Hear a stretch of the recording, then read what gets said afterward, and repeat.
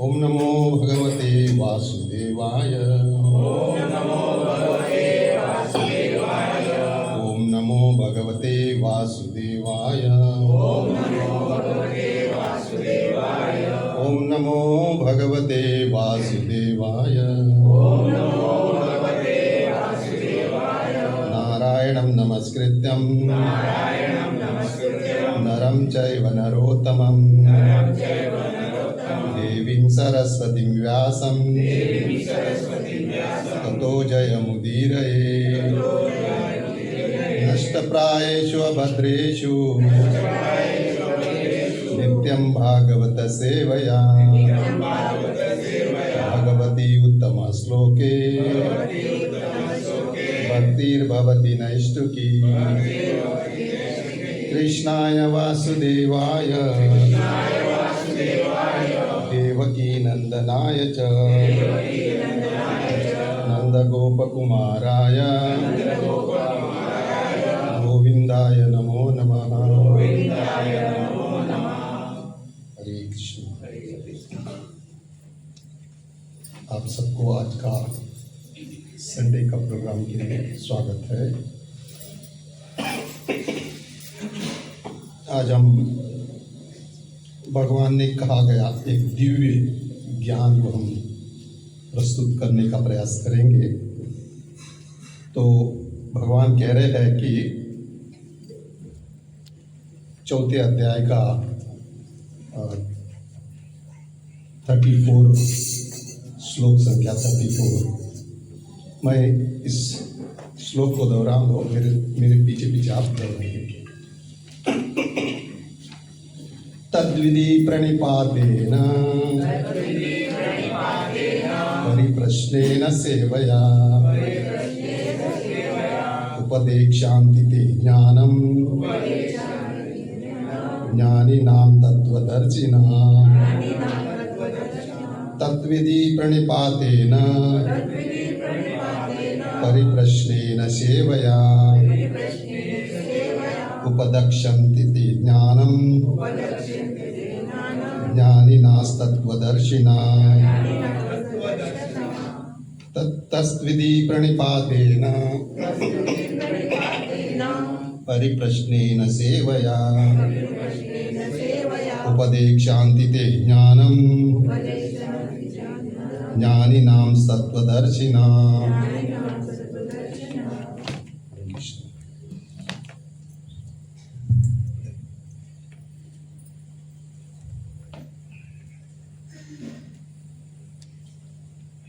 ये जो श्लोक है, भगवान कह रहे हैं कि इसका जो तात्पर्य अनुवाद जो है, तुम गुरु के पास जाकर सत्य को जानने का प्रयास करो, उनसे विनीत होकर जिज्ञासा करो और उनकी सेवा करो। स्वरूप सिद्धि व्यक्ति तुम्हें ज्ञान प्रदान कर सकते हैं, क्योंकि उन्होंने सत्य का दर्शन किया है। तात्पर्य में प्रभुपाद बता रहे हैं कि निस्संदेह आत्म साक्षात्कार का मार्ग कठिन है, अतः भगवान का उपदेश है कि उन्हीं से प्रारंभ होने वाली परंपरा से प्रामाणिक गुरु की शरण ग्रहण की जाए। इस परंपरा के सिद्धांत का पालन किए बिना कोई प्रामाणिक गुरु नहीं बन सकता। भगवान आदि गुरु है, अतः गुरु परंपरा का हो व्यक्ति अपने शिष्य को भगवान का संदेश प्रदान कर सकता है। कोई अपनी निजी विधि का निर्माण करके स्वरूप सिद्धि नहीं बन सकता, जैसे कि आजकल के मूर्ख पंडित करने लगे हैं। भगवान का कथन है, धर्मंतु साक्षात भगवत प्रणीतम। धर्म पद का निर्माण स्वयं भगवान ने किया है। अतएव मनोधर्म का शुष्क तर्क से सही पद प्राप्त नहीं हो सकता, ना ही ज्ञान ग्रंथों के स्वतंत्र अध्ययन से ही कोई आध्यात्मिक जीवन में उन्नति कर सकता है। ज्ञान प्राप्ति के लिए उसे प्रामाणिक गुरु की शरण में जाना ही होगा। ऐसे गुरु को पूर्ण समर्पण करके ही स्वीकार करना चाहिए और अहंकार रहित होकर दास की भांति गुरु को सेवा करनी चाहिए। स्वरूप सिद्धि गुरु की प्रसन्नता की आध्यात्मिक जीवन को प्रगति का रहस्य है। जिज्ञासा और विनीत भाव के मेल से आध्यात्मिक ज्ञान प्राप्त होता है।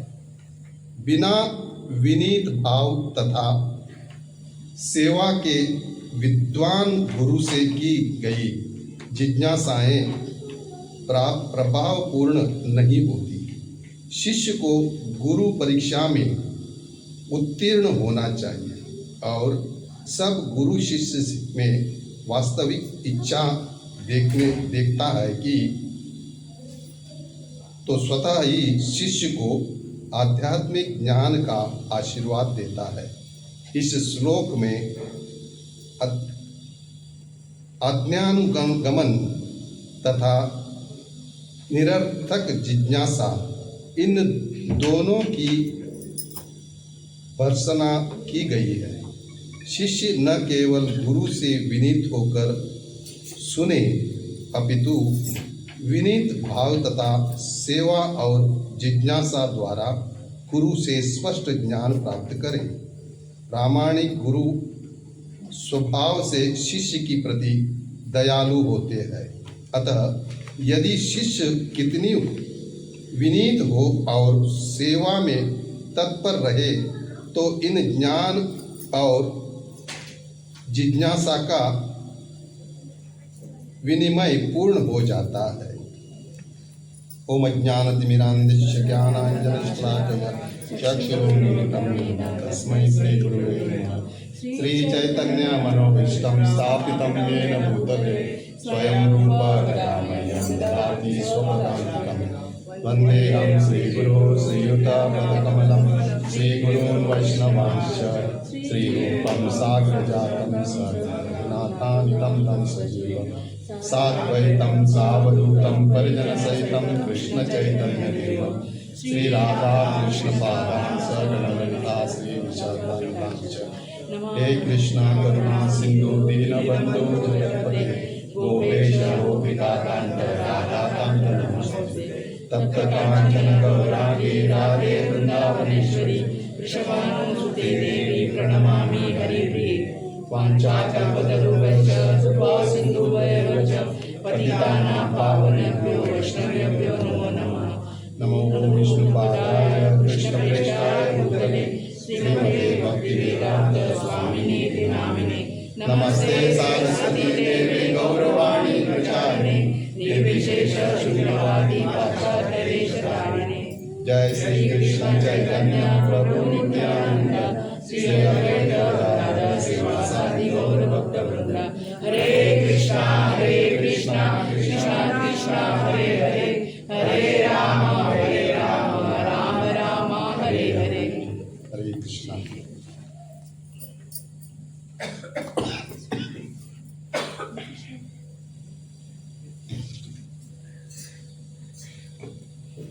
तो यहाँ पर भगवान कह रहे कि तद्विधि प्रणिपातेन परिपृष्टेन सेवया वदक्षन्ते दिव्यानम ज्ञानिना तत्वदर्शिना। तो निस्संदेह आत्म साक्षात्कार का मार्ग कठिन है। यहाँ प्रभुपाद कह रहे हैं कि आत्म साक्षात्कार का मार्ग जो है ये बहुत कठिन है। फिर भी भगवान का उपदेश है कि उन्हीं से प्रारंभ होने वाली परंपरा से प्रामाणिक गुरु की शरण ग्रहण की जाए। उन्हीं से मतलब भगवान ने प्रामाणिक एक परंपरा इस धरती पर छोड़ दी है। तो उस प्रामाणिक परंपरा से हम अगर ज्ञान को प्राप्त करना है तो हमें उन्हीं प्रामाणिक परंपरा का एक गुरु की शरण में जाना ही आवश्यक है। हर मनुष्य को एक प्रामाणिक गुरु का शिष्य बनना चाहिए। इस परंपरा के सिद्धांत का पालन किए बिना कोई प्रामाणिक गुरु नहीं बन सकता।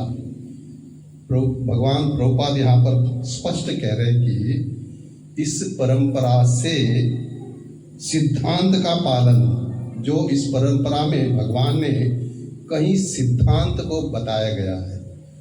पहला भगवान ने ब्रह्मा को इस ज्ञान को दिया था, इस उपदेश को दिया था, और इस ब्रह्मांड का निर्माण होते ही भगवान ने यहाँ पर बता रहे कि ये भगवत गीता, ये द्वापर युगों में कहा गया भगवत गीता है, और इस भगवत गीता इससे पहले भी कहा चुका है। ये भगवत गीता निरंतर भगवान कहते आए हैं। कहते हैं कि इमं विवस्वते योगम प्रोक्तावान महाभव्यो विवस्वान प्रभवे विवस्वान मनवे प्राहा मनुरिक्षा कवे ब्रवीत। भगवान श्री कृष्ण कहते हैं, मैंने इस अमर योग विद्या का उपदेश सूर्य देव विवस्वान को दिया, और विवस्वान ने मनुष्य के पिता मनु को उपदेश दिया, और मनु ने इसका उपदेश इक्ष्वाकु को दिया। ये परंपरा आते आए जो भगवान ने इस योग विद्या का उपदेश सूर्य देव को दिया था। ये भगवान अर्जुन को बता रहे थे। अर्जुन को पता था, फिर भी वो भूल गया था, क्योंकि उसने अलग जन्म लिया था। वो जीव था, और जीव ने अलग जन्म लेने के बाद अपने पहले जन्म का भूल जाता है। ये एक प्रथा है। अगर हम पहले जन्म का हमें पता रहता था तो हम बहुत कष्ट में हो जाते थे, क्योंकि समझो पहले जन्म में मैं एक डुक्कर था, सुअर था, कैसा होगा मुझे पता है, सुअर था मैं। इसीलिए भगवान ने पहला जन्म का बुला दिया उसको। वो पहला जन्म का छोड़ दो, अभी जन्म में जो कार्य करना है करो। इसीलिए अर्जुन को कोई पता नहीं था, फिर भी उसको याद दिला रहा है कि भगवान याद दिला रहा है, मैं इस ज्ञान को, मैं आपको जो ज्ञान दे रहा हूँ, ये जो ज्ञान है दिव्य ज्ञान, ये ज्ञान मैंने पहले सूर्य देव को दिया था। सूर्य देव कौन है? सूर्य देव सूर्य मंडल का एक राजा विवस्वान, उसका नाम विवस्वान है। वो विवस्वान को मैंने दिया था पहला, क्योंकि ये ब्रह्मांड का निर्माण होते ही सूर्य देव इस सब ब्रह्मांड का अधिदेवता है। यहाँ पर हमें भगवत गीता का इतिहास प्राप्त होती है। यहाँ पर एक भगवत गीता का इतिहास यहाँ पर प्राप्त होता है। यह अत्यंत प्राचीन बताया गया है। ये प्राचीन भगवत गीता ये अभी का नहीं है, ये प्राचीन काल से ही चलता आया है, ये परंपरा से आया है। जब उसे सूर्य लोक इत्यादि संपूर्ण लोकों का राजा को प्रदान किया था। संपूर्ण लोकों का राजा, ये 14 भुवन का राजा है सूर्यदेव, सूर्यमंडल, उनको दिया था। क्योंकि जो राजा होता है उनको ही ये भगवत गीता पहले कहा जाता था। क्यों? क्योंकि वो राजा सर्व प्रजा का कंट्रोल करता था, मतलब उनका देखभाल करता था। इसलिए अगर वो देखभाल कर रहा है सभी प्रजा का, तो वो पहला भागवत गीता सुनना चाहिए। इसीलिए समस्त लोगों को राजा विशेष रूप से निवासियों की रक्षा के निमित्त होते हैं। अतः राजन वर्ग को भगवत गीता की विद्या को समझना चाहिए, जिससे वे नागरिकों पर शासन कर सके। जो अच्छा से शासन करने के लिए उन्होंने भगवत गीता समझना ही चाहिए।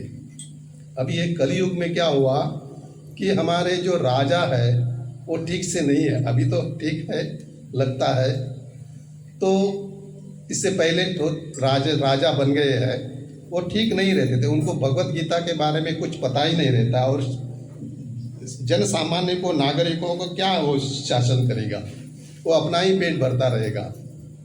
ऐसे है। इसीलिए भगवत गीता जो समझना बहुत महत्वपूर्ण है राजाओं ने, जो प्रजा का रक्षण करने के लिए।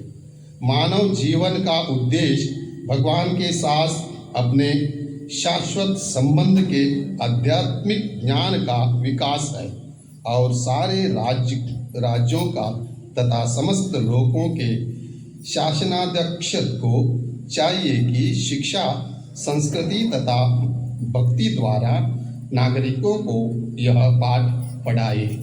वो राजा नागरिकों को पाठ पढ़ाता था। तो दूसरे शब्दों में सारे राज्य के शासनाध्यक्ष कृष्ण भावनामृत विद्या का प्रचार करने के लिए होते हैं, जिससे जनता इस महाविद्या का लाभ उठा सके और मनुष्य जीवन के अवसर का लाभ उठाते हुए सफल मार्ग और अनुसरण कर सके।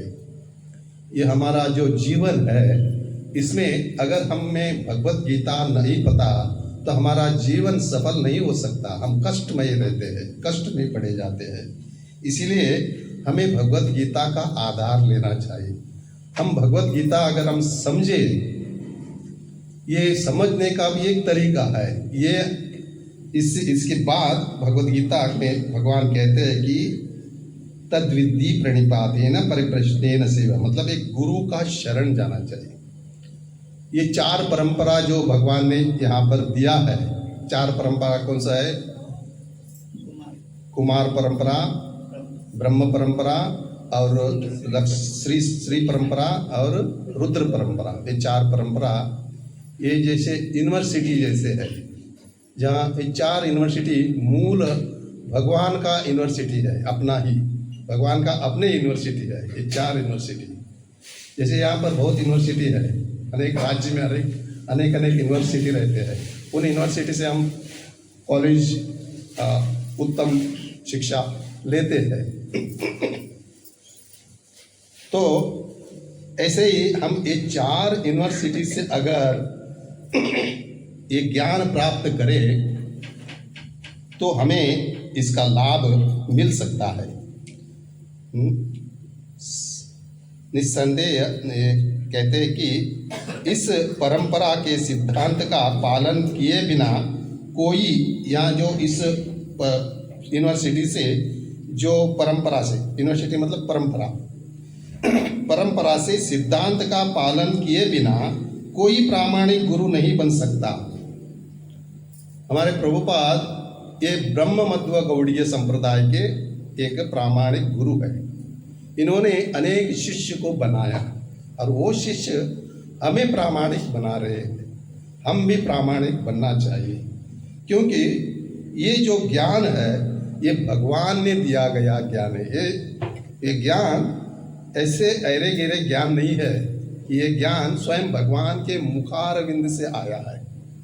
कि कहते हैं कि धर्मंतु साक्षात भगवत प्रणीतम, भगवान ही धर्म कह सकते हैं और कोई नहीं कह सकता।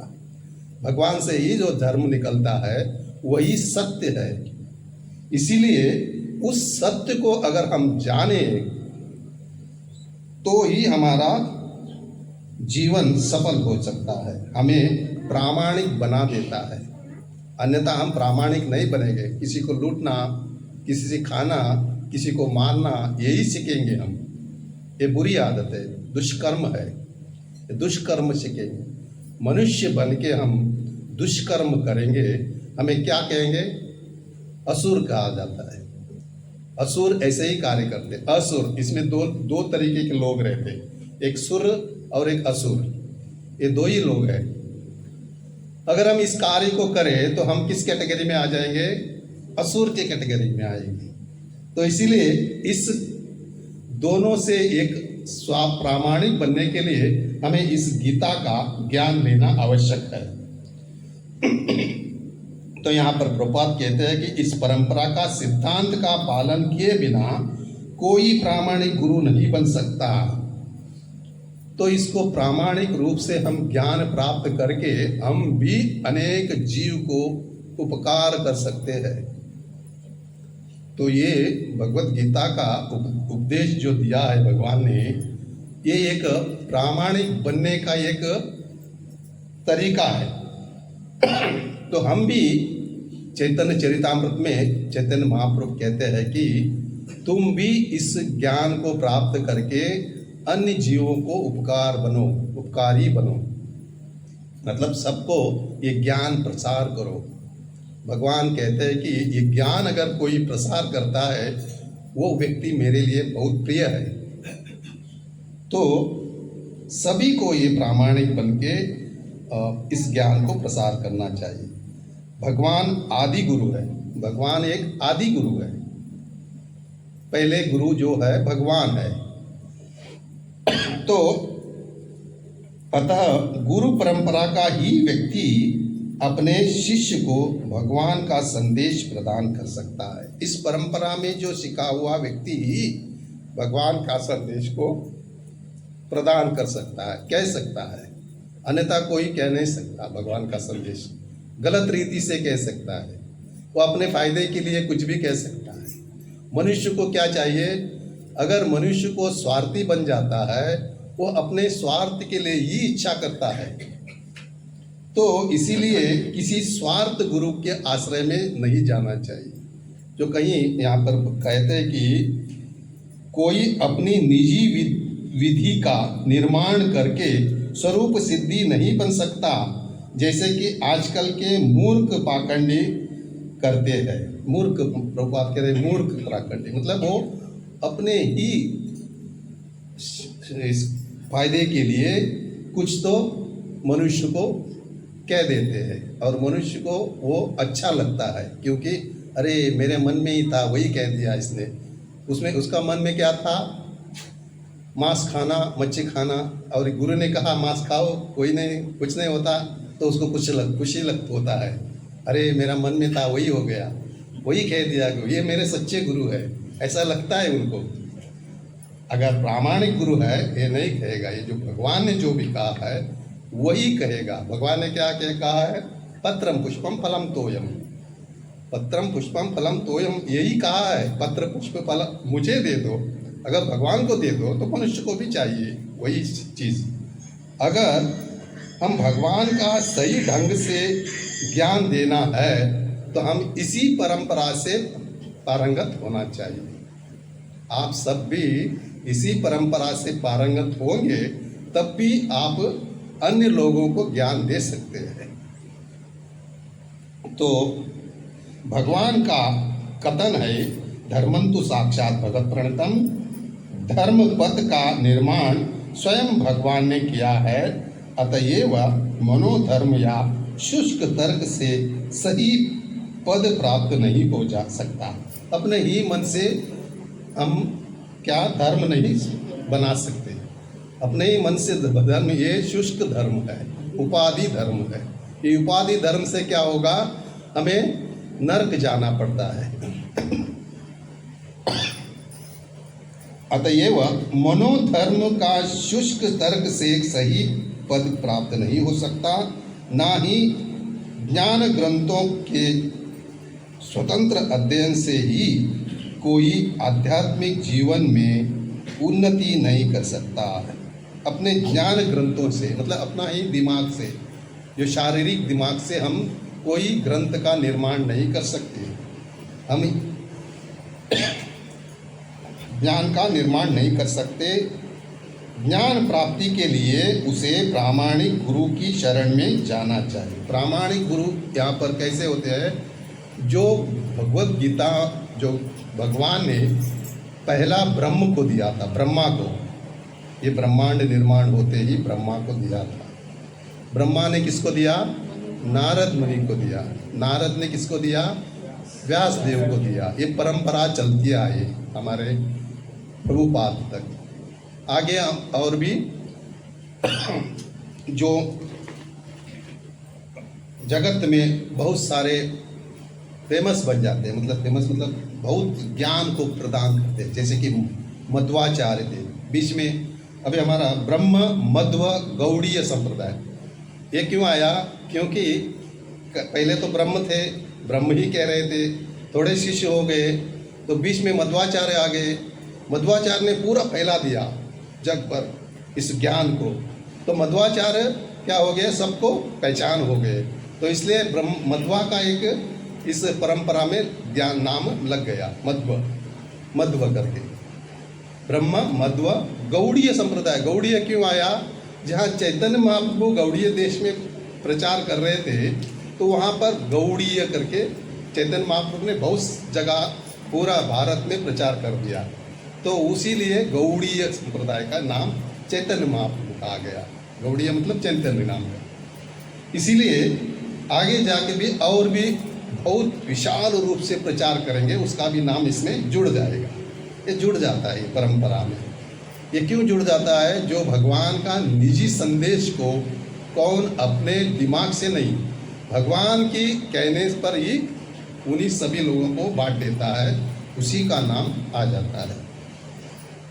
तो यहाँ पर ये क्यों होता है कि हम प्रामाणिक गुरु का अगर ग्रहण करें, प्रामाणिक गुरु से हम ज्ञान लेने का प्राप्त करें, ज्ञान को प्राप्त करें, हम भी प्रामाणिक बन जाते हैं। क्योंकि हमें पता चल जाता है कि प्रामाणिक क्या है, तो हम भी प्रामाणिक बनना चाहिए। तो इस ज्ञान प्राप्ति के लिए उसे प्रामाणिक गुरु की शरण में जाना चाहिए। ऐसे गुरु को पूर्ण समर्पण होके ही स्वीकार करना चाहिए। उनको पूर्ण समर्पण होना चाहिए। ऐसे नहीं कि समर्पण मतलब जो गुरु ने जो भी किया, जो भी आज्ञा दी, उस आज्ञा को परिपूर्ण रूप से पालन करना चाहिए। यहाँ पर प्रभु भगवान कह रहे कि तद विधि प्रणिपातेन परिप्रश्नेन सेवया उपदक्षन्ति ते ज्ञानम ज्ञानी स तत्वदर्शिना। तुम गुरु के पास जाकर सत्य को जानने का प्रयास करो। सत्य क्या है? भगवान जो कहते हैं वही सत्य है। मनुष्य कहते हैं वो सत्य नहीं है। मनुष्य कुछ भी कह सकता है, लेकिन भगवान कहते हैं वही सत्य। धर्मं तु साक्षात भगवत प्रणीतम। तो भगवान कहते हैं वही सत्य, वही सत्य को जानना चाहिए। हमें इस ज्ञान को हम भूल जाते हैं। अभी आप लोग यहाँ बैठे हैं, ज्ञान को प्राप्त कर रहे हैं, अपने कान से सुन रहे हैं। अभी आप बड़े हो जाएंगे, बूढ़े हो जाएंगे तो शरीर को छोड़ देंगे, अगले जन्म प्राप्त करेंगे, तभी इस अभी का ज्ञान थोड़ा सा भूल जाएंगे। आप भूल जाते हैं, अंदर रहता है लेकिन बाहर नहीं आता है। कभी आता है जब भी किसी गुरु का आश्रय लोगे, तब उस ज्ञान को आप सुनोगे, तभी मन ही मन आप सोचते रहेंगे ये ज्ञान मैंने किधर तो सुना है, किधर ही मैंने इसका अनुभव किया है। ऐसा आपका अनुभव हो जाएगा, क्योंकि ये ज्ञान सतत रहेगा। ये ज्ञान कभी मिटता नहीं है, ये मिटने वाला ज्ञान नहीं है। ये ज्ञान अंदर ही रहता है और भौतिक ज्ञान मिट जाता है, भौतिक ज्ञान नहीं रहता। तो इस ज्ञान को कैसे, इस ज्ञान प्राप्ति के लिए उसे प्रामाणिक गुरु की शरण में जाना चाहिए। ऐसे गुरु को पूर्ण समर्पण होके उस गुरु का आज्ञा पालन करना चाहिए, विनीत भाव से, अहंकार से नहीं, विनीत भाव से। मैं एक सेवक हूँ गुरु का, मैं इस गुरु का सेवक हूँ, गुरु की सेवा करने में मैं तत्पर रहूँगा, ऐसा मन में निर्धार अटल रहना चाहिए। तो पूर्ण समर्पण करके ही स्वीकार करना चाहिए और अहंकार रहित होकर। अहंकार कैसे आता है? जब भौतिक विषय को हम बहुत चाहते हैं तभी अहंकार आ जाता है। मेरे पास पैसे है, मेरे पास बहुत प्रॉपर्टी है और मेरे पास विद्या है, ये सब अहंकार का एक वस्तु है। मनुष्य को अहंकारी बना देता है। इस पर अहंकार नहीं करना चाहिए। ये सब किसका है? यहाँ का प्रॉपर्टी कहाँ किसका है? भगवान का है। उसमें से थोड़ा हमें दिया गया है कि जीवन चलाने के लिए। अभी किसका घर में हम भाड़े पे रहते हैं, सोचते हैं कि घर मेरा ही है, समझेंगे क्या हो जाएगा, तो मूर्ख हो जाएंगे। तो मूर्ख है, किसी का घर में रहता है वो अपना ही घर समझ रहा है, ये मूर्ख हो जाता है। वैसे ही हम मूर्ख रीति से यहाँ जीवन कर रहे हैं। तो इसीलिए विनीत भाव से अहंकार रहित होके दास की भांति। दास, दास मतलब मैं एक दास हूँ, भगवान का दास हूँ, गुरु का दास हूँ, ऐसा समझ के सेवा करनी चाहिए। गुरु की सेवा क्या है? गुरु की सेवा, भगवान की सेवा करना ही गुरु की सेवा है। गुरु ऐसे कोई सेवा नहीं देता कि भौतिक जग इंद्रिय तृप्ति के लिए कोई सेवा नहीं देता। गुरु अपने स्वतः का सेवा भी नहीं करके लेता है किसी शिष्य से। वो शिष्य ने चाह के सेवा कर सकता है। अगर किसी चाहता है कि मैं गुरु का पाँव दबा दूँ, गुरु नहीं बोलेगा, लेकिन शिष्य सोचेगा कि मैं पाँव दबा दूँ। शिष्य कोई बताएगा नहीं, अब गुरु बताएगा नहीं कि पाँव क्यों दबा रहा है करके, तो दबाएगा। तो उसका इच्छा है, करने दो, इच्छा पूर्ण। ये कुछ गलत बात नहीं है। गुरु की सेवा करना गलत बात है क्या? नहीं, बात गलत बात नहीं है। वो करने दो, उसको खुशी आ रहा है, जो उसको, जो दिल को, मन को खुशी आ रहा है, वो करने देता है। स्वरूप सिद्धि गुरु की प्रसन्नता ही आध्यात्मिक जीवन की प्रगति का रहस्य है। आध्यात्मिक जीवन का प्रगति कैसे होता है कि स्वरूप सिद्धि गुरु की प्रसन्नता करना, गुरु को प्रसन्न करना है। जो गुरु प्रसन्न हो जाते हैं कब? जब शिष्य योग्य रीति से विद्या को ग्रहण कर रहा है और योग्य रीति से विनीत भाव से सेवा कर रहा है, तभी गुरु प्रसन्न हो जाता है। यही एक प्रगति का रहस्य है। जिज्ञासा और विनीत भाव के मेल से आध्यात्मिक ज्ञान प्राप्त होता है। ये विनीत भाव से आध्यात्मिक ज्ञान प्राप्त होता है, क्योंकि गुरु को विनीत भाव ही पसंद है, भगवान को भी विनीत भाव पसंद है। इसीलिए जो व्यक्ति विनीत भाव से किसी प्रामाणिक गुरु का शरण आके शिष्य के भांति सेवा करता है और गुरु को प्रसन्न करता है, वही इस ज्ञान को योग्य रीति से प्राप्त करेगा। ये आध्यात्मिक ज्ञान प्राप्त होता है। बिना विनीत भाव तथा सेवा के विद्वान गुरु से की गई जिज्ञासाएं प्रभावपूर्ण नहीं होगी। जो बिना हम विनीत भाव से या अहंकार से हम भगवान की सेवा करेंगे, तो कोई मंदिर में सेवा करते हैं। एक बार एक व्यक्ति, मैं भगवान अब मंदिर का सेवा करूँगा, क्या सेवा करूँगा? मंदिर में एक पंखा लगाऊंगा। तो पंखा लगा दिया उसने, और उसके पंखे के ऊपर अपना नाम लिख दिया। तो एक बार क्या हो गया कि प्रवचन चल रहा था, ये अपने बच्चे को लेके आया। बच्चे पूछ रहे थे, लेके आया, देखो देखो ये पंखा मैंने लगाया है। तो पूरा बंद करके, पूरा ऑफ किया, गर्मी का टाइम था, पूरा फैन बंद कर दिया। प्रवचन चल रहा है बीच में, और बीच में इसने पंखा बंद कर दिया और बता रहा है कि देखो देखो ये मेरा, मैंने लगाया, वो मेरा नाम है, देखो मेरा नाम है। तो जो प्रवचनकार ने बोला है, क्या हो रहा है? नहीं प्रभु जी, जो मेरे बच्चे पूछ रहे थे आपने पंखा कहाँ किधर दिया है, हमें देखा हो तो दिखाने के लिए लाया हूँ, दिखा रहा हूँ। तो ऐसे एक अहंकार का एक सेवा है, अहंकार का सेवा, इसे कहते हैं अहंकार का सेवा। हम जो भी मंदिर में देते हैं, दान देते हैं, उसके ऊपर हम अहंकार नहीं करना चाहिए। भगवान का है, भगवान को दे रहे हैं, इसमें अहंकार क्या आता है? भगवान का ही है ना, उसी को देते हैं। सूर्य देव को हम अर्घ्य प्रदान करते हैं, जो कहते हैं कि आपका ही आपको दे रहा हूँ, मेरे पास क्या है? ये भगवान का ही वस्तु हम भगवान को वापस दे रहे हैं, मेरे पास कुछ नहीं है। हम प्रार्थना कर रहे हैं कि भगवान ये इससे हमारे भाव को देख के आप हमें कुछ आशीर्वाद दे दो कि हम आपकी सेवा करूँ, सेवक बन सकूँ। ते ऐसे ही विनीत भाव तथा बिना विनीत भाव तथा सेवा के सिद्धांत गुरु से की गई जिज्ञासाएं प्रभावपूर्ण नहीं होगी।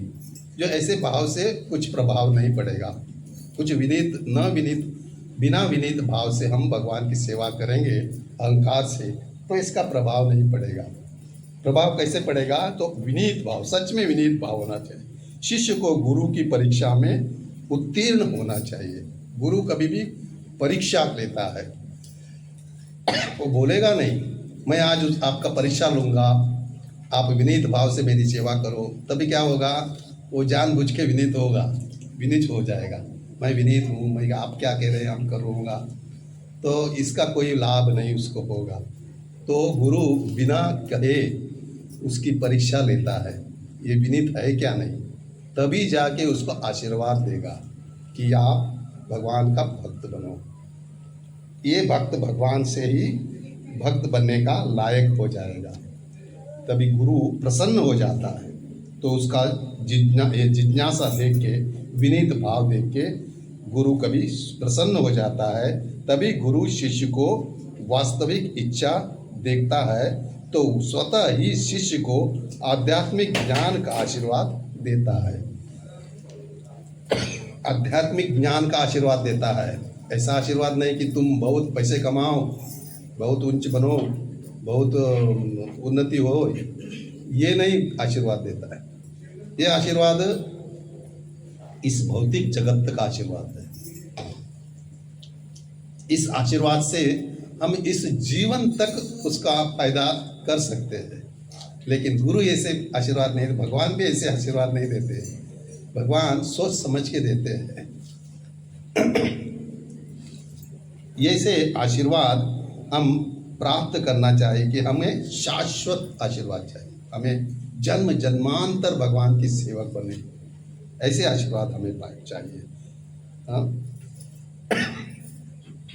आध्यात्मिक ज्ञान का आशीर्वाद देता है। इस श्लोक में अंधानुगमन तथा निरर्थक जिज्ञासा, इस दोनों की भाषणता की गई है। भाषणता मतलब एक टीका की गई है, मतलब कहा गया है कि अंधानुगमन तथा निरर्थक जिज्ञासा। निरर्थक जिज्ञासा की मतलब जो मन में अहंकार होते हुए एक जिज्ञासा करना, तो ऐसे अहंकार को इससे निकाला गया है। शिष्य ने केवल गुरु से विनीत होकर सुने, अपितु विनीत भाव तथा सेवा और जिज्ञासा द्वारा गुरु से स्पष्ट ज्ञान प्राप्त करे।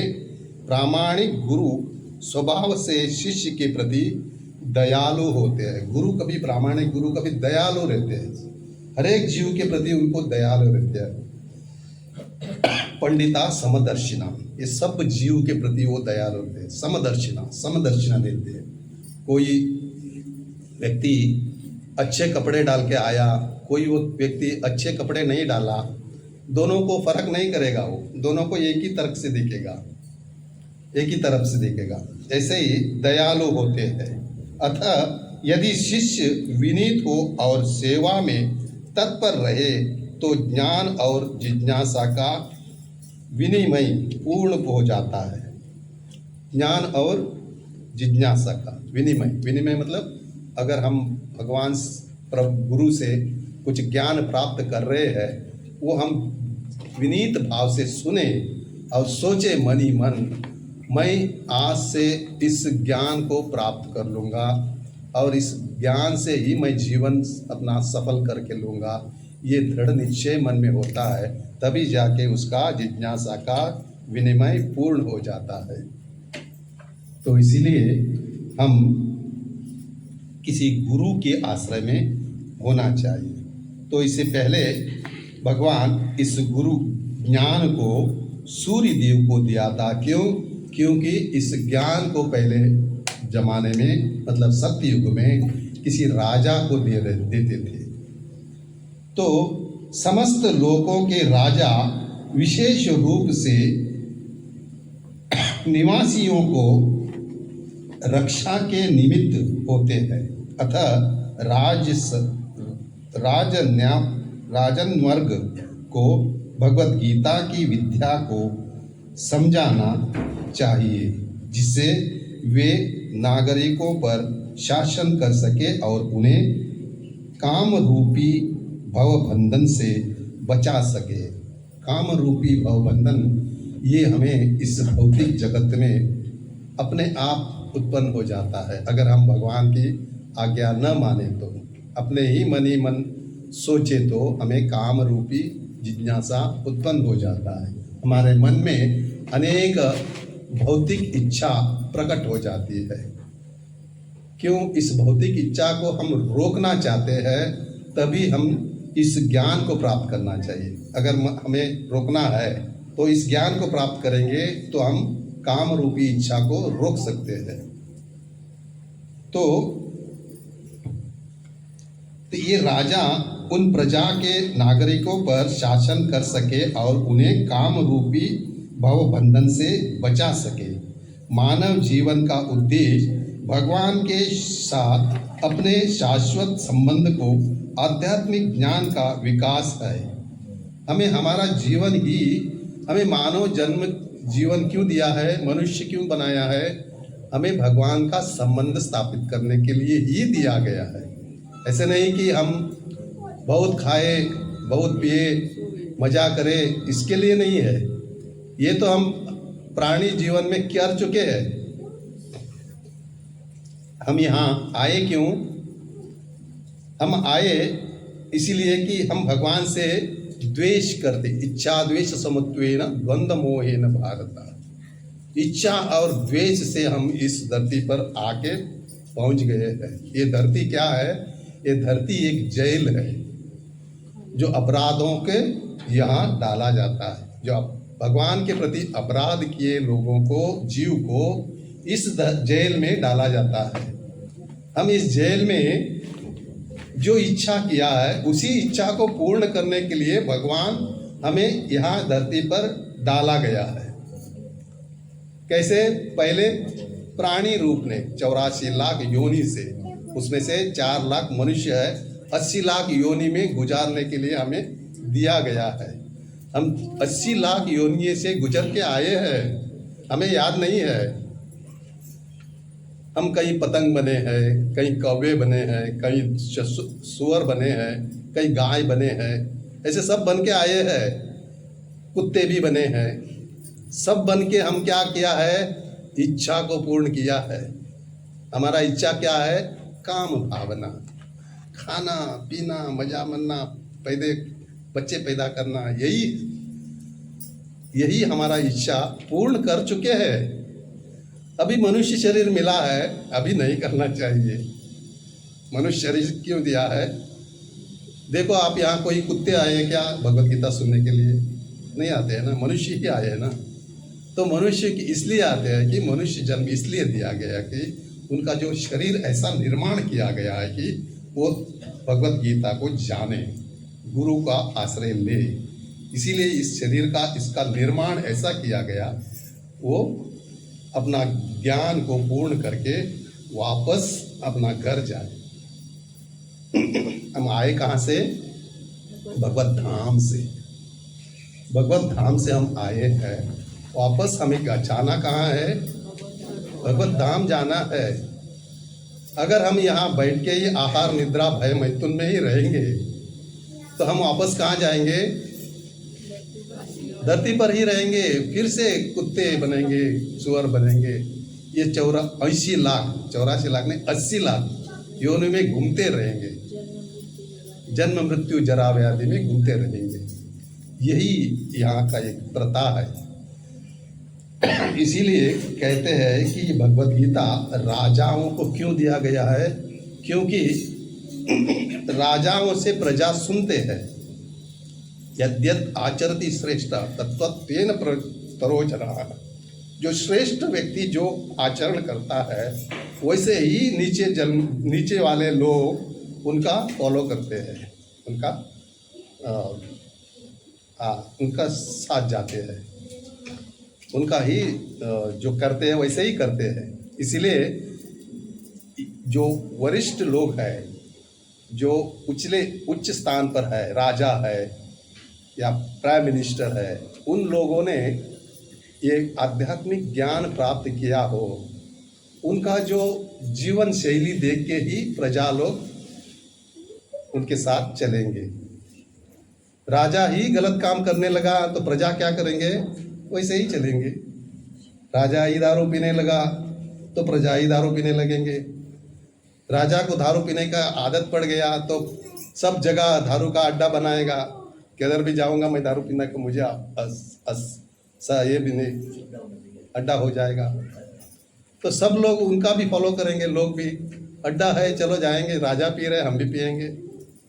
इसीलिए भगवान हर एक राजा को इस ज्ञान को प्रदान करते थे। तो उन राजाओं ने ज्ञान का विकास, आध्यात्मिक ज्ञान का विकास करने के लिए उन राजाओं ने इस ज्ञान को अपनाया और सारे राज्यों तथा समस्त लोगों को, शासनाध्यक्षों को चाहिए कि शिक्षा, संस्कृति तथा भक्ति द्वारा नागरिकों को यह पाठ पढ़ाए। दूसरे शब्दों में सारे राज्य के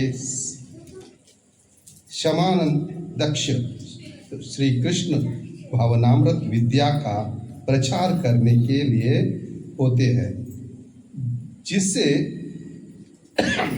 जनता इस महाविद्या का लाभ उठा सके और मनुष्य जीवन के अवसर का लाभ उठाते हुए सफल मार्ग का अनुसरण कर सके।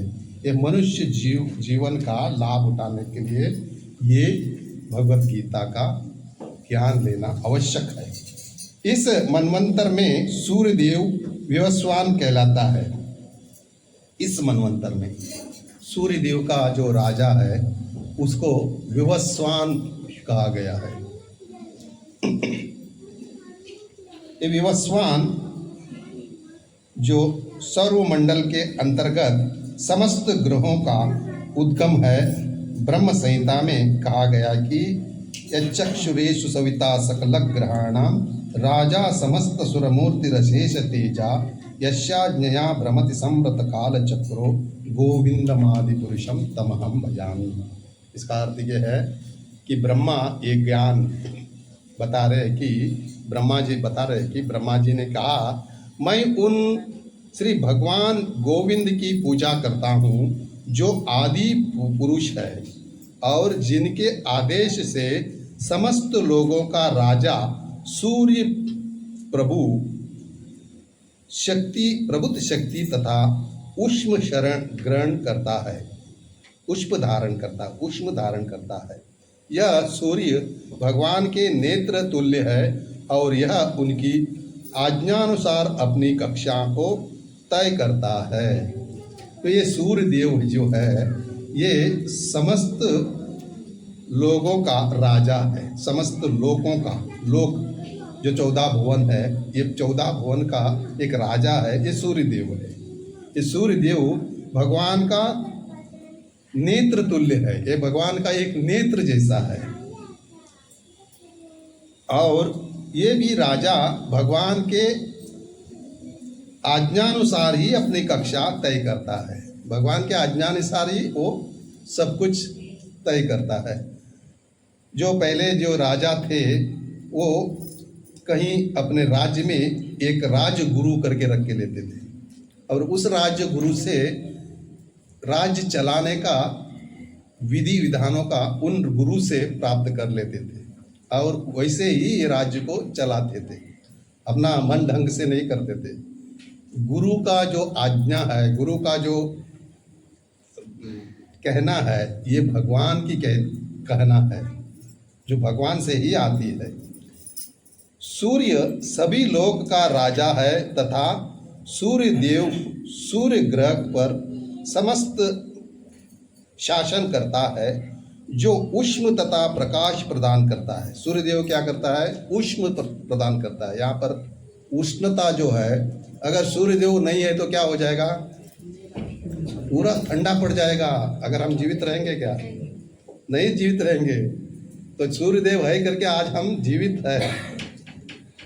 अगर सूर्य देव एक थोड़ा सा नीचे आ जाए, नजदीक आ जाए, क्या हो जाएगा?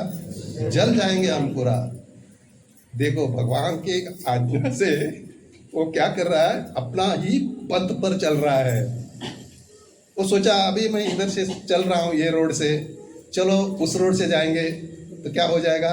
सभी ब्रह्मांड जल जाएगा, पूरा ब्रह्मांड में आग अहंकार हो जाएगा। इसीलिए जो भगवान सूर्य देव भगवान की आज्ञा से अपने ही पद पर, जो भगवान ने बताया गया पद पर ही चल रहा है। हाँ? तो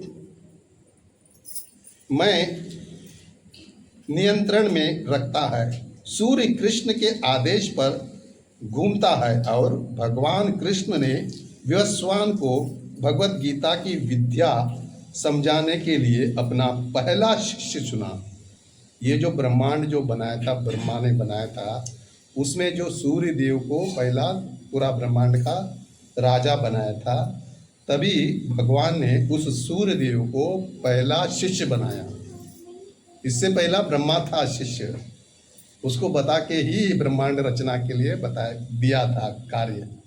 तो बाद में सूर्य देव को इस ब्रह्मांड का पहला शिष्य चुना। अतः गीता की मामूली संसारिक विद्यार्थी के लिए कोई काल्पनिक भाष्य नहीं, अपितु ज्ञान का मानक ग्रंथ है जो अनंत काल से चला आ रहा है। ये जो ज्ञान जो है भगवत गीता का, ये अनंत काल से चला आ रहा है। ये साधारण अभी अभी का नहीं है। ये 5000 वर्ष पूर्व भगवान ने आखिर एक ज्ञान दिया है। इसके बाद में 500 वर्ष पूर्व चैतन्य महाप्रभु ने भी दिया गया है। ऐसे भगवान इस धरती पर आते हैं और सभी मनुष्य जीव को ये ज्ञान देने का कार्य कर जाते हैं। तो त्रेता युग के आदि में ये कब कहा गया है सूर्यदेव को, ये यहाँ पर लिखा गया प्रभुपाद में। त्रेता युग के आदि में विवस्वान ने परमेश्वर संबंधित इसी विज्ञान का उपदेश मनु को दिया और मनुष्यों के जनक मनु ने इस अपने पुत्र इक्ष्वाकु को दिया। इक्ष्वाकु इस पृथ्वी के शासक थे और उस रघुकुल के पूर्वज थे जिसमें भगवान श्री राम अवतरित लिए थे। इसमें प्रामाणिक होते हैं, इससे प्रामाणिक होता है कि मानव समाज में महाराज इक्ष्वाकु के काल से ही भगवत गीता विद्यमान था। ये जो इक्ष्वाकु था ये मानव समाज का एक राजा था। तो मनु भी एक इस ब्रह्मांड का राजा था। मनु के नाम से ही हमें मनुष्य करके नाम आ गया है। मनु से ही हम मनुष्य बन गए हैं। तो मनु ने क्या किया, मनु को दिया इसने सूर्यदेव ने, विवस्वान ने एक ज्ञान भगवत गीता जो भगवान ने दिया गया था वही ज्ञान उसने किसको दिया, मनु को दिया। मनु ने किसको दिया, उसका ही पुत्र इक्ष्वाकु को दिया। इक्ष्वाकु इस ब्रह्मांड का एक राजा था। तो इक्ष्वाकु को इस पृथ्वी का शासन थे और उस रघुकुल के पूर्वज थे। रघुकुल के पूर्वज मतलब श्री राम के पूर्वज थे। तो इस प्रमाण होता है कि मानव समाज में महाराज इक्ष्वाकु के काल से ही इस भगवत गीता का ज्ञान हुआ है। अभी देखो आगे प्रभुपाद इस काल को बता रहा है जो इस समय कलयुग के केवल 5000 वर्ष व्यतीत हुए हैं।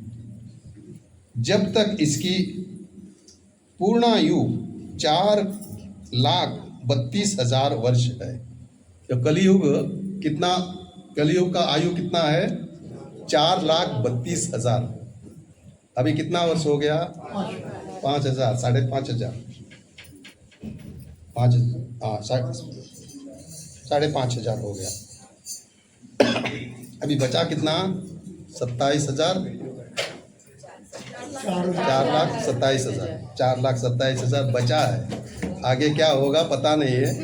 कल ही चाहे प्लेन क्रैश हो गया, कितने लोग मर गए, हाँ ऐसा क्या क्या होगा, मनुष्य कैसे बनेंगे पता नहीं है। मनुष्य के ऊपर कैसा कैसा हाल हम सहना पड़ेगा ये पता नहीं है। इसीलिए जब हम भगवत गीता सुनेंगे भगवत गीता में जो भी कहा है वैसे ही हम प्रामाणिक रूप से जीवन करेंगे, तभी हम इस जीवन से ही मुक्त हो हम उस कलयुग का घोर अंधकार को देख नहीं पाएंगे, देखेंगे नहीं हम। इससे पार होना चाहिए, इससे पहले ही। इसीलिए भगवान ने ये गीता को दिया गया है। इसके पूर्व द्वापर युग था और इसके भी पूर्व त्रेता युग था। इस प्रकार लगभग 20 लाख 5,000 वर्ष पूर्व मनु ने अपने शिष्य तथा पुत्र इक्ष्वाकु से, जो इस पृथ्वी के राजा थे, श्रीमद् भगवत गीता ही वर्तमान मनु की आयु, भगवत गीता की गीता कही। इसने मनु को कब कहा? 20,05,000 वर्ष पूर्व। अभी ये 4,32,000 है ना, इसका जो डबल करेंगे ये द्वापर युग का आयु है, और द्वापर युग का आयु उसका डबल करेंगे ये त्रेता युग का आयु है, उसका डबल करेंगे ये सत्य युग का आयु है। अब देखो डबल करके कैलकुलेशन, 4,32,000 का डबल करो, 864 का डबल कीजिए। 864 द्वापर युग का है, 1728 त्रेता युग का है, और उसका डबल कीजिए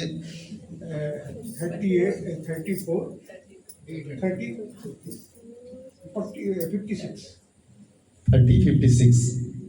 और एक इक्ष्वाकु ने कब कहा था? 20,05,000 में, मतलब लगभग एक 32,000 12,000 उससे पहले, उससे बाद में, उससे पहले सतयुग का और त्रेता युग का बीच में इसने इस भगवत गीता को इक्ष्वाकु को कहा गया है। तो इसीलिए हम इस ज्ञान को प्राप्त करते ही अपना जीवन को सफल करना ही ये मनुष्य जीवन का उद्देश्य है। हम इस जीवन में, हमारा जीवन पूर्ण रूप से भगवान की शरण होनी चाहिए, और भगवान की शरण होने के लिए हम एक गुरु की आश्रय लेना आवश्यक है।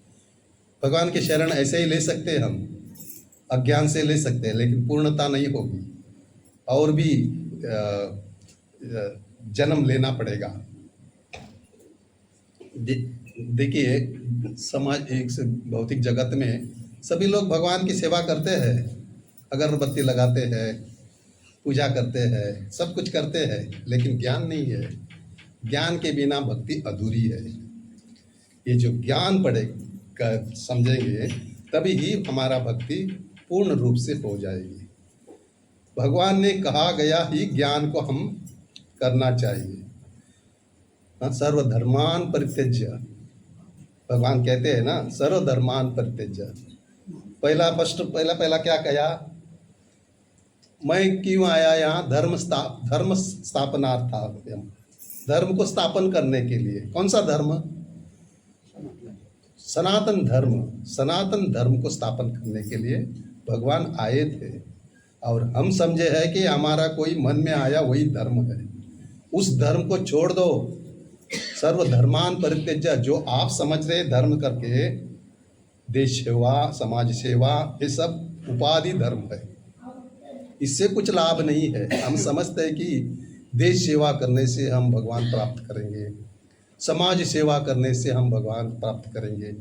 भगवान खुद कह रहे हैं कि इस धर्म से कोई लाभ नहीं है। सर्वधर्मान परित्यज्य, बाद में क्या कहा है? माम एक शरणम व्रज, मुझे सिर्फ शरण हो जाओ, सिर्फ मुझे शरण बनो, शरण हो जाओ। फिर क्या कहते हैं? अहम त्वाम सर्व पापेभ्यो, सर्व पाप से मुक्त कर दूंगा, मोक्षयिष्यामि मा शुचः। ये भगवान कह रहे हैं, ये हम नहीं कह रहे, भगवान स्वयं कह रहे। आप सुने हैं ना, जब जो प्लेन क्रैश हुआ था, वहाँ पर सब लोग मर गए, कौन बच गया? भगवत गीता बच गया। क्यों बच गया? कि भगवान की वाणी है। ये भगवत गीता ये बुक नहीं है, पुस्तक नहीं है, ये स्वयं भगवान है। ये भगवान अगर मर जाएंगे क्या? भगवान मरेंगे किधर भी? आप देखो, ये भगवान एक ये देते हैं कि मैं हूँ यहाँ पर, प्रमाण दे रहे हैं मैं हूँ। भगवत गीता के अनुसार मैं हूँ। ये हम सोचना चाहिए मनुष्य ने, भगवत गीता को अपनाना चाहिए, भगवान के वाणी को अपनाना चाहिए। सर्वधर्मान परित्यज्य माम एक शरणम व्रज अहम त्वाम सर्व पापेभ्यो मोक्षयिष्यामि मा शुचः। पाप से मुक्त करूँगा और भी क्या करूँगा? मोक्ष दिलवाऊंगा, मतलब वापस घर लेके जाऊंगा। ये इतना इंश्योरेंस दे रहे हैं भगवान। तो हमें थोड़ा भी भगवान के ऊपर करुणा आना चाहिए। हम मानते नहीं है, अरे मेरा आस्ती है, प्रॉपर्टी है, पैसे है, कौन खाएगा ये? अगर मैं नहीं खाऊंगा क्या होगा? एक बार वो एक मरीज बहुत रिच था, वो उसका दुकान था, वो हॉस्पिटल में पड़ा था। वो मरने के लिए 1 घंटा बाकी था, तभी उसके बच्चे आते हैं। ये बच्चों को देखे उधर ही बच्चों को गाली देना शुरू करता है, तुम क्यों आए यहाँ पर? तो बच्चे बोलते आप अभी डॉक्टर ने बोला अभी थोड़ा देर आप रहोगे। अरे मैं मरा तो क्या, उधर दुकान कौन देखने वाला है? इसका इतना आसक्त दुकान में, दुकान कौन देखेगा करके, तुम क्यों आया यहाँ पर? मैं मरूंगा ठीक है, तो दुकान कौन देगा? पूरा लॉस हो जाएगा, वहाँ पर सब लूट के लेके जाएंगे लोग। तो ऐसी आसक्ति हम मनुष्य में रहती है। ये आसक्ति कैसी बनी? हम जो हमारे बुद्धि से ये आसक्ति को बढ़ा लिए है, इसको अपना लिया है। भगवान इस आसक्ति को छोड़ दो, इस आसक्ति को क्या करो? शुद्ध बनाओ। इससे पहले मैं कहा था कि शुद्ध बनाओ, हमारे इच्छा को शुद्ध बना दो, भगवान की तरफ से बना दो। जो भी इच्छा भगवान के लिए करो, ऐसे भगवान कहते हैं। तो यहाँ पर हम रुकेंगे। हरे कृष्णा कृष्णा कृष्णा हरे हरे, हरे राम राम राम हरे हरे। हरे कृष्णा। श्रीमद् भगवद गीता की जय। श्रीमद् प्रभुपाद की जय।